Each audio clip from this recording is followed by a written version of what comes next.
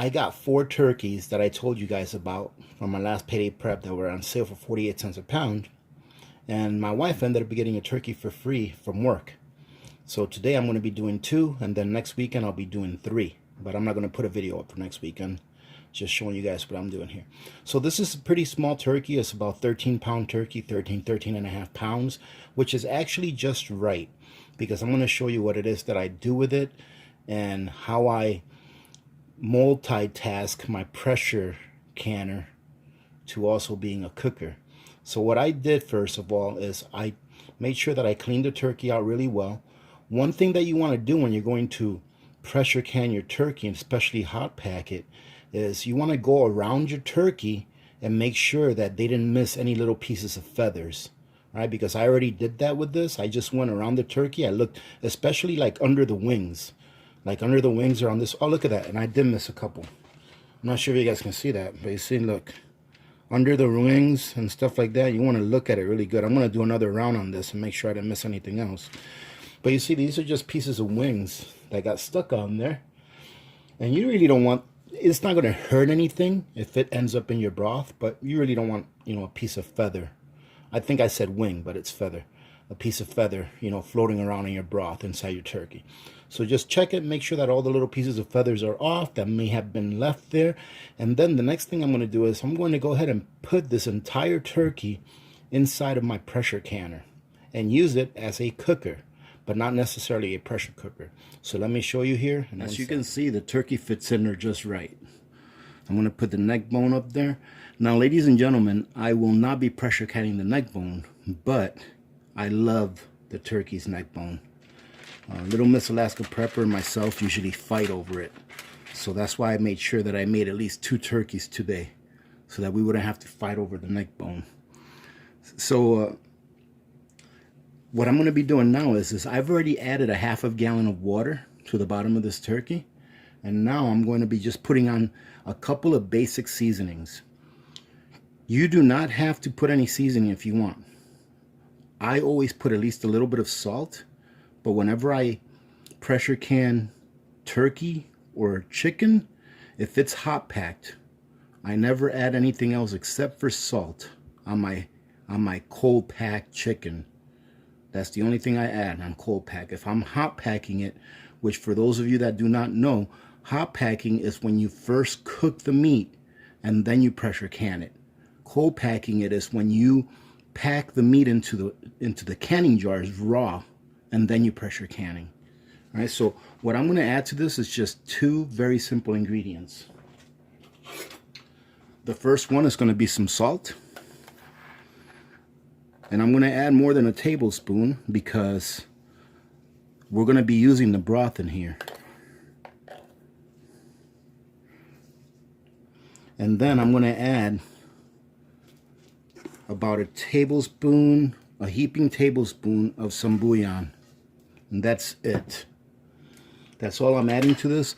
I'm going to end up adding about another gallon of water. However, I have to wait on that because one of the drawbacks with having a reverse osmosis system is that it only provides you with about a gallon, depending on what kind of system you have. The kind of system I have provides me with about a gallon to 2 gallons of water per hour, depending on where my water pressure is at. So I've got a ½ gallon in here already.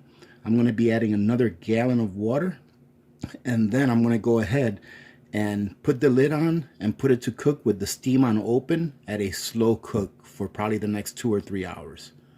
So that's what we're going to do. When I get ready to put the lid on, I'll bring you guys back and show you what's going on. So this here is the rest of the water I'm going to be putting in. One thing I didn't mention, ladies and gentlemen, is that if you do use your pressure cooker to do this, one thing that's always worked for me is I always put that grate in the bottom. You know, the grate that's supposed to separate your jars from the very bottom of the pressure canner. I always put that in there if I'm putting a turkey in there or any other meats, but usually I only do this with the turkeys. And what that will do is it will keep the bottom of your turkey that's touching the surface area of the bottom of your canner from getting stuck to it. Much easier cleanup, right? Because you want to be able to clean this in a hurry once it's done, and then turn it around so that you can actually use it as a pressure canner. So now all I'm going to do is I'm going to place my lid on. What you want to do is you want to make sure that you have it on the open position. You see this little, well, I'm sorry. You see this little steam icon? That's the same thing as if you had a regular pressure cooker that had the weight on it. That's the same thing as if you did not have the weight on at all. Meaning that no pressure is going to be accumulated inside of this canner.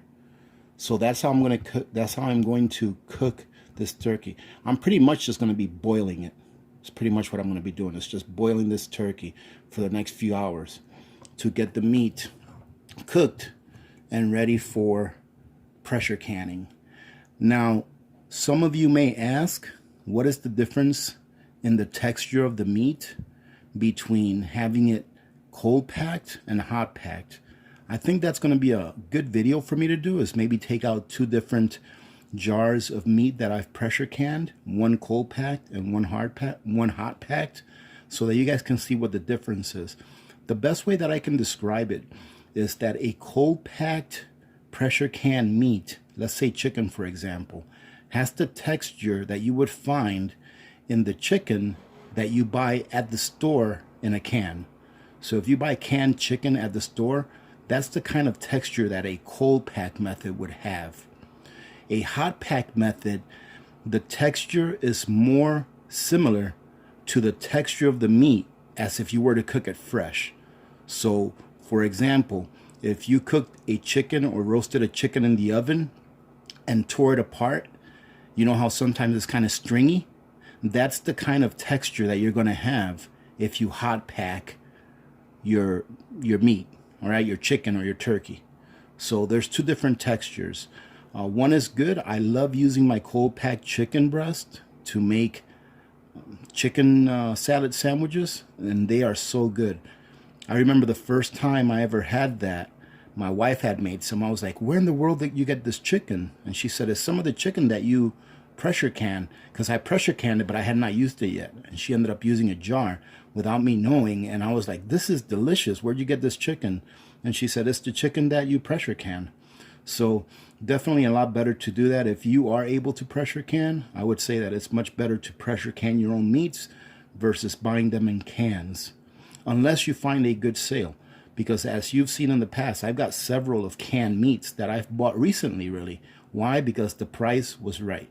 All right, so ladies and gentlemen, I'm going to bring you back and show you this once it's cooked. It's going to take probably about 2 or 3 hours for it to cook, because I don't cook it at a high temperature. I cook it at a slow, steady temperature for a few hours. That way the meat can absorb as much flavor as possible. So we'll see you then. As you can see, this turkey is done.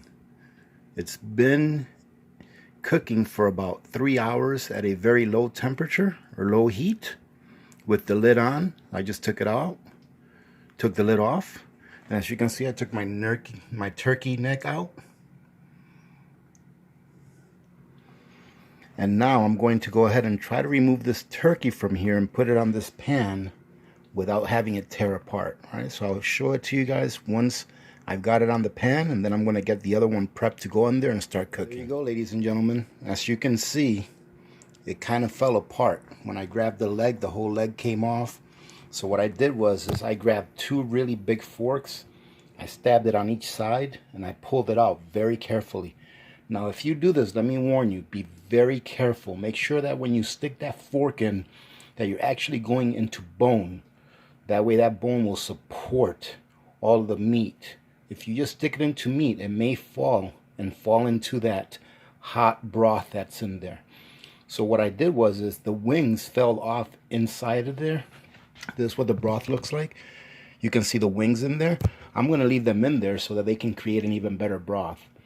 So what I'm going to do now is I'm going to get the other turkey prepped. I'm going to put about another, I would say, quart of water in there. There's plenty of water in there already, but I want to make enough broth to where I can make sure I have enough to fill all the jars, which I'm pretty sure I will. So I'm going to put about another quart of water in there, get my turkey in there. I'll probably add about another tablespoon of salt and maybe a half a tablespoon or so of chicken bouillon. just since I'm adding more water. So what I'm going to do is I'm just going to leave this right here like this so that it can cool off. I'm going to let it cool off for at least a good hour or two before I start to tear the pieces apart. Okay, so I'm going to bring you guys back when the next turkey is done and I've got this one torn apart, ready to put it into jars. We are ready to start packing our jars, ladies and gentlemen. Look at all this turkey. This is 2 turkeys all shredded up. And here is going to be this is a heart, this is a heart, and these are 2 gizzards. I'm going to pack a heart and a gizzard on top of 2 jars. These are like my favorites.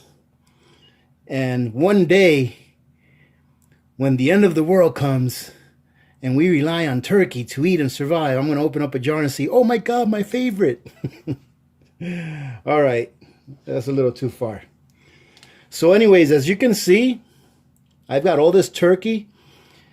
I'm not sure if I'll be able to fit all of this into 7 jars, but sometimes this is kind of deceiving.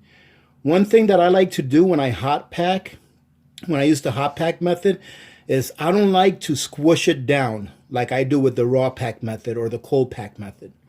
I like to leave it in there somewhat loose so that I can get a good amount of broth in there as well. So we'll see how many of these fill up and see whether I'm going to end up doing 1 batch or 2 batches today.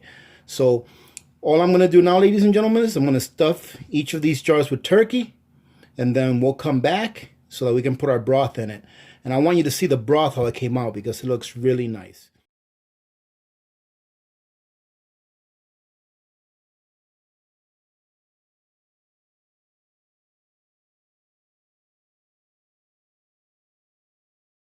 If you were told you have 5 minutes left to live, what would you do? I would make sure that I got all you guys together and give you a big hug and a kiss. Tell you I love you.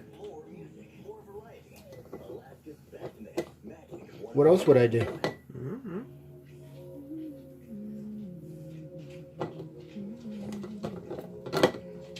If you were told you had 24 hours left to live?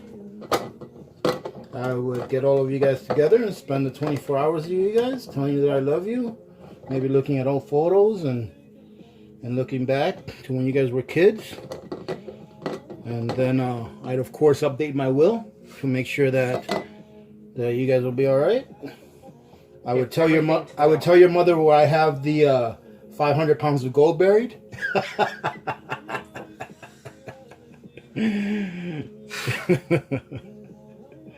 I'd be like, get a big shovel. Why are you asking me questions that's making you cry? No. Oh, that's kind of funny. And here's our last jar, ladies and gentlemen. It looks like we have just enough for 7 jars. Actually, this one's going to be a little bit light, but that's all right. That's pretty incredible how much product these quart jars can receive. I mean, this was, I should have probably waited. I would guesstimate that after taking the bones out and everything like that, well, I guess it makes a lot of sense. After taking out the bones and everything, it's probably somewhere in the area of about 15, 16 pounds of turkey, which makes sense that it would take 7 jars to package up 15, 16 jars of turkey, because that's about right. So now what we're going to do is this jar is a little light, but no big deal. We'll just fill that up with broth. I'm going to bring you all back here in a second so that we can put our broth in it and so that we can start our canner and get this going. Now look at this broth, ladies and gentlemen. Is that pretty or what? Very nice. We're going to see how much of this broth we're going to use up, which I don't think is going to be too much, so I just might have to do a second batch today, unless I want to freeze this and just use it as we need it. So, very simple. This part is probably just about as boring as me filling the jars. So, and listen, I'm not explaining too much in this video on the process of canning and why things happen and why you have to do stuff. But I will leave a link to one of my more detailed videos. That way, any of you that may be somewhat new to canning can get a better perspective as to all of the things that you need to do. All right, so now as you can see, we've got all of our jars filled. I'm going to go ahead and put my little miniature spatula through it to make sure that we don't have any air bubbles. Ladies and gentlemen, for those of you that don't understand why it is that you want to get rid of air bubbles, especially when you're hot packing or canning meats that have already been cooked and that have a lot of liquids in them, let me go ahead and explain to you all what it is that happens. So, have you ever heard that divers, when they dive really deep, if they come up too fast, they get something called the bends? And what the bends is that the oxygen or the air in their bloodstream expands too fast, and they can get a, what do you call it? I'm not sure if it's a stroke or an embolism. They can get an embolism because the oxygen expands too fast. And the reason that happens is because when you're diving and you're really, really deep, you're at what's called multiple atmospheres of pressure. So when you have a lot of pressure on your body, what happens is that the air inside of your body, even inside your bloodstream, it compresses. And when the air compresses, obviously the bubbles become smaller, right? So this is a bubble, right? That's got compressed air. Well, when divers that dive deep come up, they have to come up really slow. And at certain intervals, they actually have to stop and then just stay there for a minute or two, or however long it is that their chart says. I used to dive, so I kind of remember some of this. I just don't have the vocabulary anymore. So they have to maybe hover like at a certain depth, all right, to allow those bubbles to expand very, very slowly. What happens is if they come up very fast, the bubbles expand really fast and they can get an embolism. Same thing with a jar. If you have an air pocket somewhere down here, when this is under pressure, that air pocket becomes smaller. And when this is depressurizing, what happens is if it depressurizes too fast, if it depressurizes too fast, it can make those bubbles, those air pockets in here, expand very quickly, which causes the jar to what's called burp. It makes the jar burp, meaning that the air bubble will expand so fast that everything burps. And a lot of times, if your jars burp, it could make it lose its seal. So that's why it's a big deal to make sure that you have bubbles out when you have a lot of liquids like this. Now, when you are cold packing, it's not that big of a deal, but I always recommend that you allow your canners to come to its natural pressure on its own without you assisting it to mitigate the burping. I hope that makes sense. And if I'm wrong in any of that, I'm sure there's a lot of you out there that have a lot more experience than me. Please correct me because I want to make sure I steer you guys right. So now you can see that all of our jars went down a little bit because we went ahead and debubbled them. So I'm going to try to get them right up to the first line, roughly about ½ an inch from the top. And I'm just going to go ahead and grab me a spoonful. I'm not really worried about getting the rims dirty because they're all going to get a good cleaning.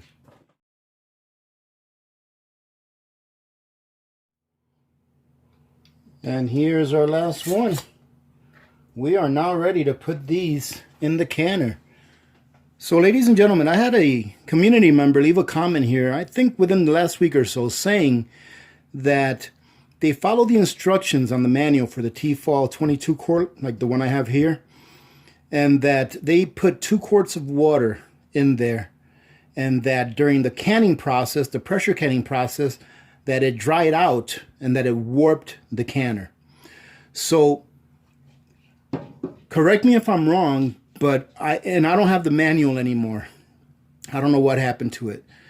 But I remember reading that it said 3 quarts of water minimum, and that it said minimum of 3 quarts of water and try to make sure that if you put more than that, that the water doesn't go above halfway up the jar. So what I've always done since I've had this canner, I've always put in 1 gallon of water. So this one here is my 4th one that I just put in. I've always put in 1 gallon of water, and I've never had a problem with it drying out or anything like that. So before you begin to pressure can with anything, make sure you read the instructions, and if you have any questions, ask someone within the community, either in this community or another channel, wherever you feel more comfortable asking the question, because we definitely want you to succeed. And all I can tell you is from my personal experience that I've never had this canner or any other canner really dry out, but specifically this canner dry out because of too little water.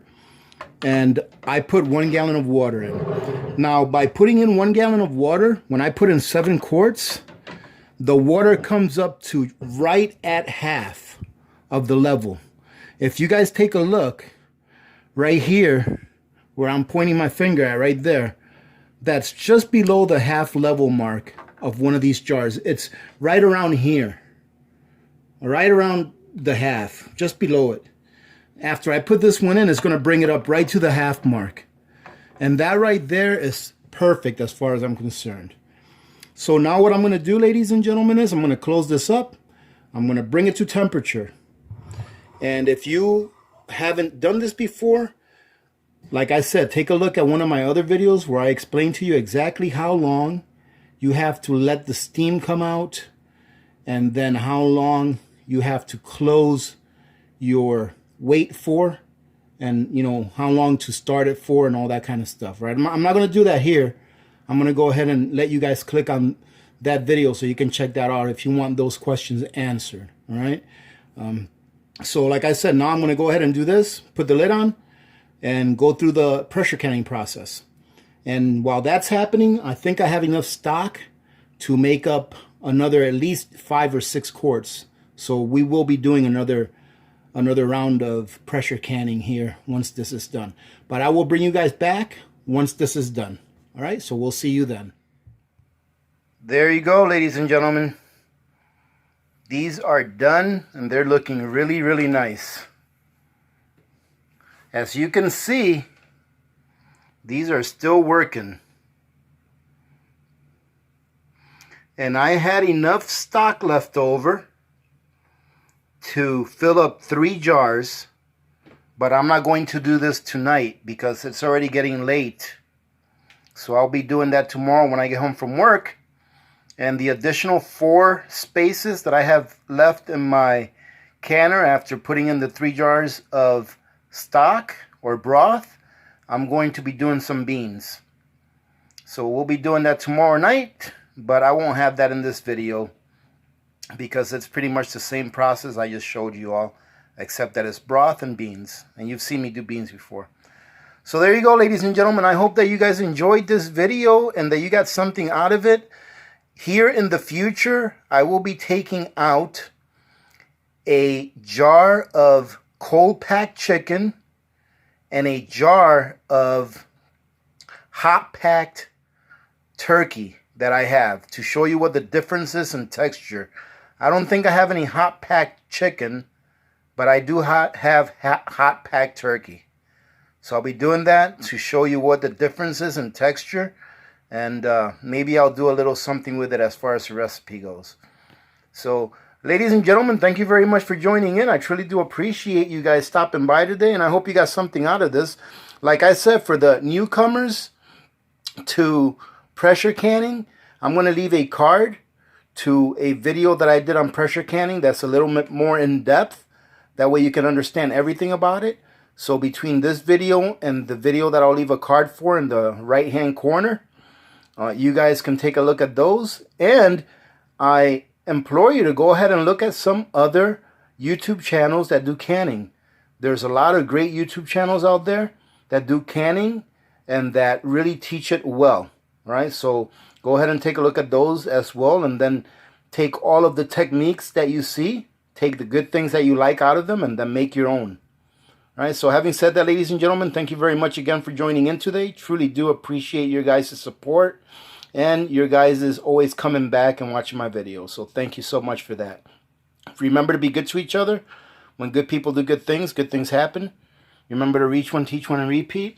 If we all did this, the world would be a better place, and you know that it will be a better place. Many blessings to all of you and your families. This is Alaska Prepper, and I am out.